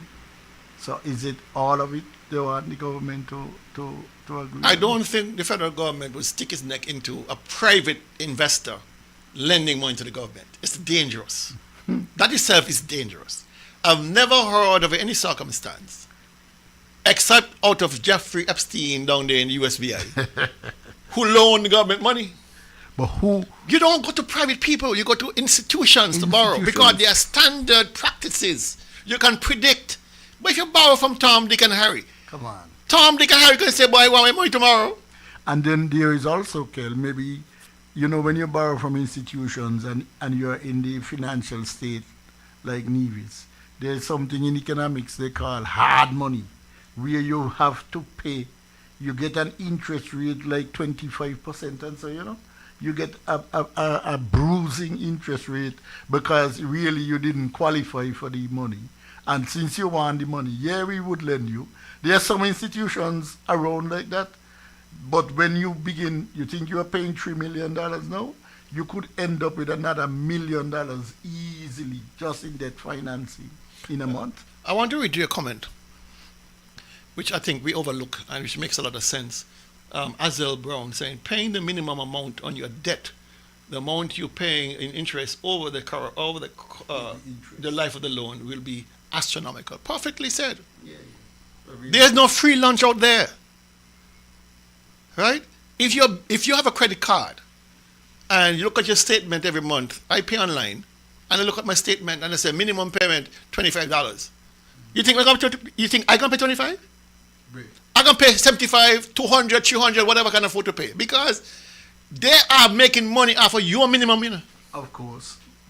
Because it's the principle that's remaining that you get charged on. Mm-hmm. So I always pay 4, 5, 6 times the amount they ask for minimum payments. It's only that common sense.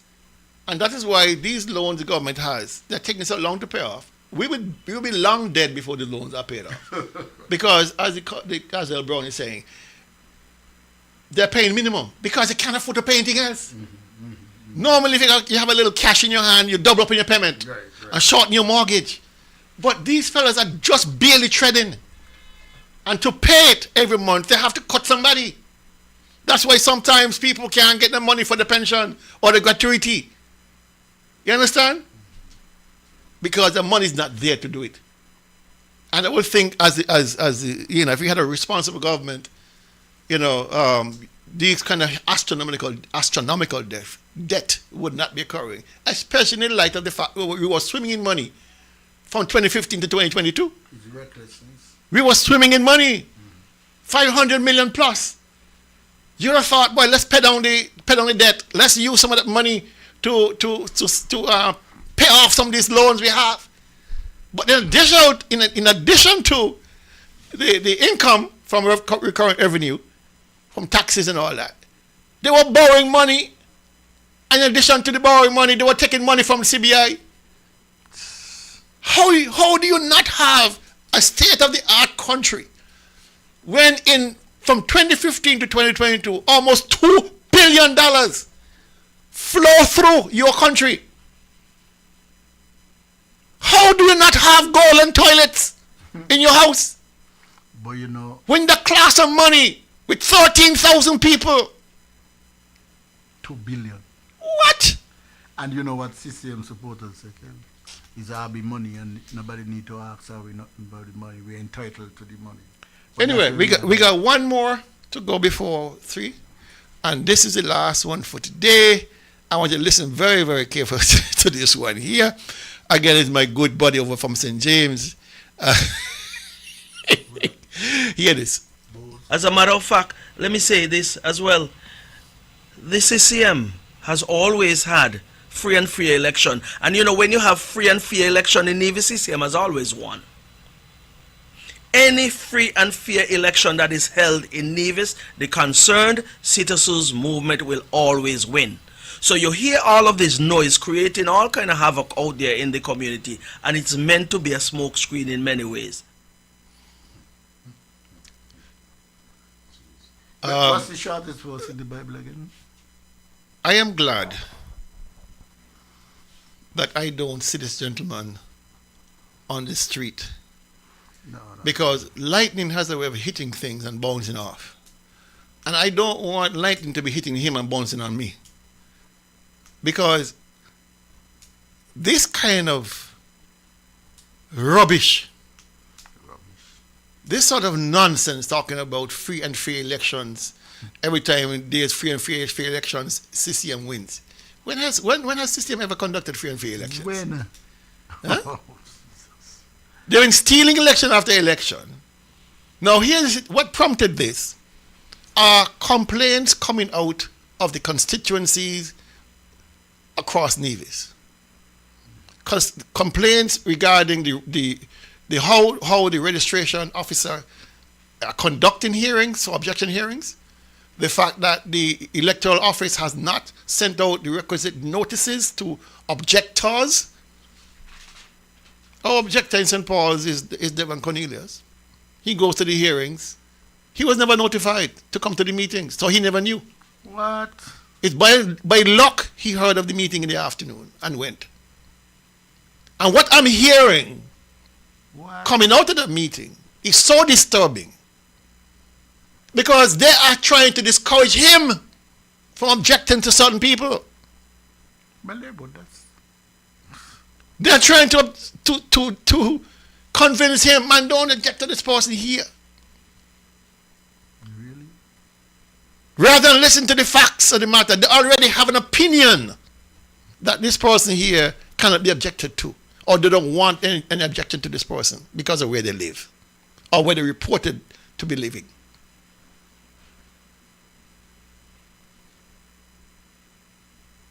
This is a situation that is sad. Before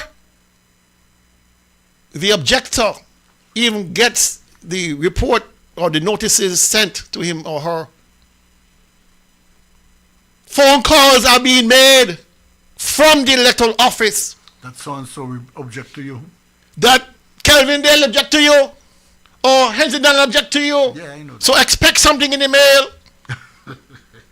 This is sort of professionalism that they are displaying up there at the electoral office.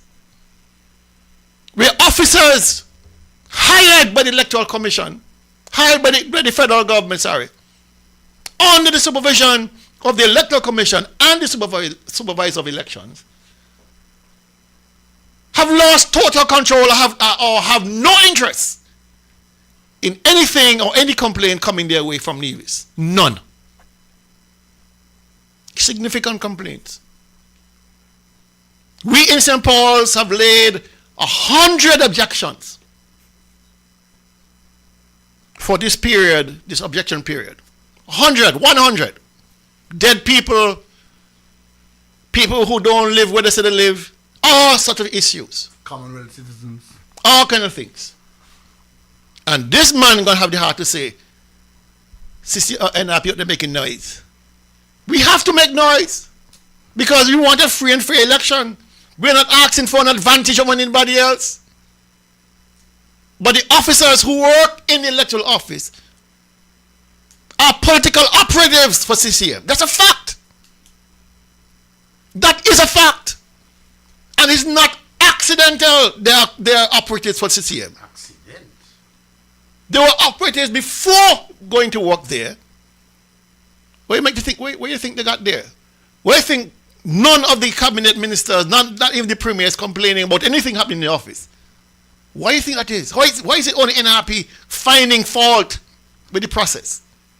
Why is it we cannot, after repeated attempts, have a conversation with the supervisor of elections regarding all of these shenanigans. Troubles. We have not had the opportunity to have an audience with the supervisor. And I keep saying, Kel, that the supervisor of elections is a public figure and a public appointment by the federal government. The easiest thing to remove the perception of inequality, of lack of fairness and so on, is to hold a town hall meeting in every constituency, let everybody come and share. And then there is, you mentioned that in Charleston you are having objections of people who are dead. the registry of deaths, that's an easy thing to do. Send the names to the electoral office. I am told, I was at an objection hearing on Tuesday, and I'm told that that is done, but not consistently. So, you know what I have had to do in the past when he's talking, Ken? When I go to a funeral, I keep the program, and I have had to take them to the hearings in the past to say, look, this person is dead. See the program here. There is also the case of the Commonwealth citizens. Once you leave the country, even though you are registered to vote, you may have voted last election. If you leave the country, once you leave the country, you have to come back and spend a year again before you register to vote. So you can't say, I voted in Charlestown in the last election. I went away to whichever country I was, and I spent the last 3 years I've been away, that's a fool, and then show up on the morning of the election to vote. No, the NRP people have always documented the information, carried it to the offices, but for years we haven't gotten the kind of response that is required. For years. And to say that the elections have been fair is it doesn't work the talk really.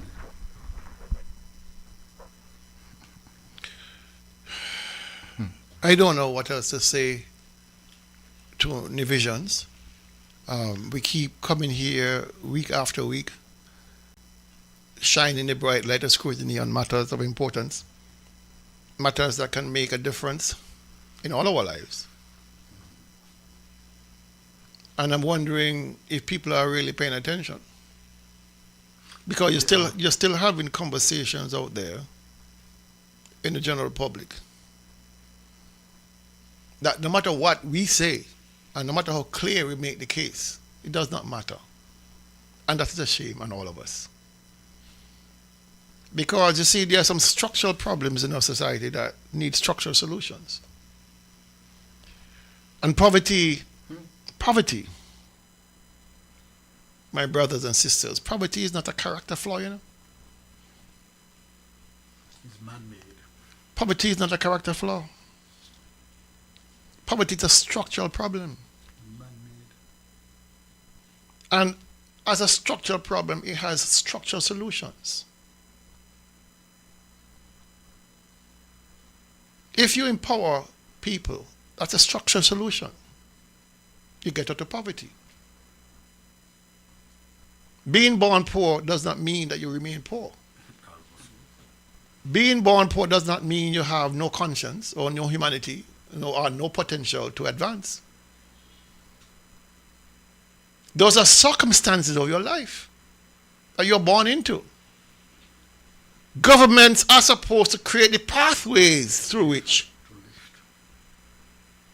those issues of poverty do not remain around your neck and keep you down. And so, if your government is not offering structural solutions to structural problems, whether it's through training, whether it's access to credit, for you to open a small business or expand your business, whether it's to creating the kind of avenues for opportunities. If the government is not doing that and doing it on an even play field, that every child, every person in Nevis has a fair shot, an equal shot, then you yourself is contributing to the poverty that we are seeing. And we all know since COVID and even before COVID, more and more of our people have been sliding backwards into poverty. Persons who were once squarely in the middle class, making $30,000 plus, $40,000 plus, $50,000 plus. Inflation has eaten away at their savings. They have less money, disposable money in their accounts to invest or to simply get ahead. We're not moving as a population. We're not growing as a people. Because we have a government who sees opportunities as belonging to somebody else. We see opportunities for foreign direct investors, giving all sorts of concessions and favors. We see guys who, because of the association with the premier and his government, fatten their pockets, while the rest of us suck salt. Those people have no interest in what we are saying. They don't care. So in addition to the premier and his cabinet not caring, there's a whole cabal around him who are in his circle of influence who care even less. And when you see people defending what can't be defended, who twist themselves into knots, trying to explain what cannot be explained, trying to justify what cannot be justified, follow the money. That's all you're going to ask you to do. Follow the money, and you'll find it right at their feet. That the reason why they are having that position, because they are favored. And it burns me to have conversations with people who have become cult-like in their personalities, blindly following the edicts of a premier who is well set, whose wife is well set, whose children are well set, and they're living hand to mouth, preferring to curse me for bringing the light to them than to blame the man who created the darkness for them. It's amazing to me that persons in our society are so dedicated to defending nonsense, choosing not to ask critical questions, but simply to go along to get along. People with challenges to their health, persons who cannot afford education for their children, persons who cannot even afford to put food in the fridge, but they're defending their premier, forgetting themselves. You heard the prime minister, you heard the premier, you heard the minister from Obaso, so that he will go to the gates of hell for his boss. You heard the other one from Up St. John say, I will jump into hell for the boss. And these are the people who are leading our country. And then you have the temerity to be criticizing what's happening in America, or what's happening in the UK, or in Europe, or in Africa. Well, right here under your doorstep, you have people who are worst. You're going to pick the beam out your own eye. Pick the beam out of your own eye so you can see before you start to cast stones at other people. All we do on this program and other programs is to tell you the truth. What you do with the truth is up to you. Entirely up to you. But be warned. We are all on the small rock, eh? And I never hear a bill come addressed to NRP people or CCM people or anything else. It comes addressed to the person who's occupying that house. The issues that we are talking about transcend political tribalism and ideologies,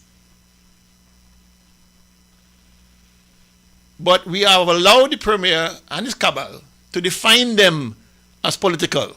Oh, NRP is objecting because that's what NRP does. Think for yourself. Look at the situation for yourself. How has been your life for the last few years under this government? You're making it, or it's breaking you? Simple. And if you are so embedded in a party that watch you suffer, that watch your children scramble for something to eat, And then you complain about the situation at the hospital. Shut the hell up. Shut up. Shut up. Let people like me talk. Because I will forever complain when things are squeezing me. I'm going to ball out. I'm going to ball out. I'm balling out just to me, not just to me, but my children, my family and my friends. I'm balling out for everybody. And all I'm asking you as a voter, take off the blinders, man.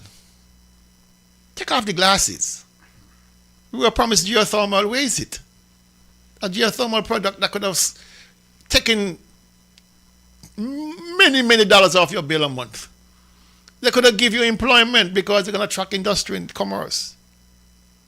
Build better roads, lower your VAT, all kind of things. Take off the blinders, man. Take off the blinders.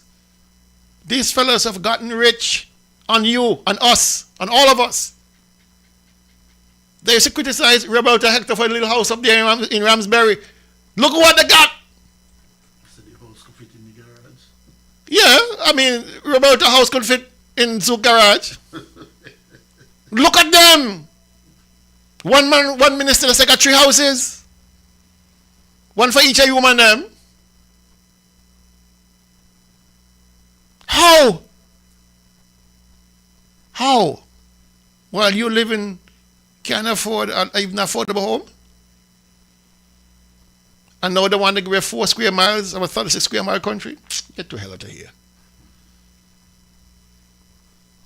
We are done for today. Thank you thank you for your attendance. If I sounded a bit preachy at the end there. You're going to church tomorrow. If I sounded preachy, forgive me. No, if you go to church and preach, you're going to church tomorrow. Because sometimes it does get to you. It does weigh you down.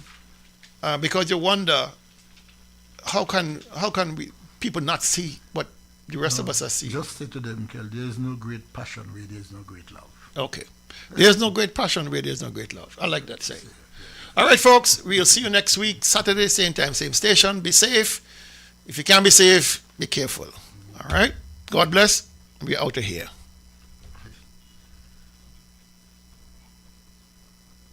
One thing, we want we land. We want we say. Everybody